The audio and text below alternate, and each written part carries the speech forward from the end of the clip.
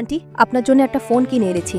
এত সস্তা ফোন আন্টিকে দিতে তোমার লজ্জা করে না? ফোনটা যত দামেরই হোক তাই বলে তুমি ফোনটা ফেলে দিবে? রুবেল, তুমি ভালো করে জানো আমি সস্তা ফোন ব্যবহার করি না। চলো শিরিন আমরা যাই।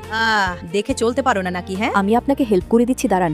এই ধরুন। শিরিনকে বাড়ি থেকে বের করবোতে ছাড়বো, হারটা পেয়ে গেছি। এবার হার লুকানোর দায়ে শিরিনকে ফাঁসিয়ে দেব। এবার হারটা শিরিনের ব্যাগের ভিতর রেখে দেই।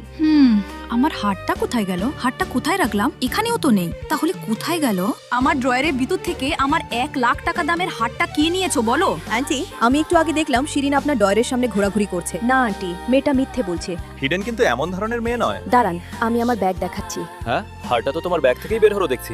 দেখুন আন্টি, হারটা শিরিনের ব্যাগ থেকেই বের হলো। এখন কিভাবে অবিশ্বাস করবেন? আমি ভেবে পাচ্ছি না হারটা আমার ব্যাগের ভেতর কিভাবে এলো। রুবেল, তুমি কার সঙ্গে প্রেম করছো ভাবতে পারছো? সত্যি আমি হারটা নেইনি, অন্তত তুমি আমাকে বিশ্বাস করো। আমারও বিশ্বাস হচ্ছে না হারটা শিরিন নিতে পারে বলে। কেন বিশ্বাস করছো না? হারটা তো তোমার সামনেই তার ব্যাগ থেকে বের হলো। কিন্তু আমি শিরিনকে বিশ্বাস করি। চলো শিরিন। এই মেয়েকে আর যেন বাড়িতে না দেখি। ঠিক বলেছেন আন্টি। বাজে মেয়ে।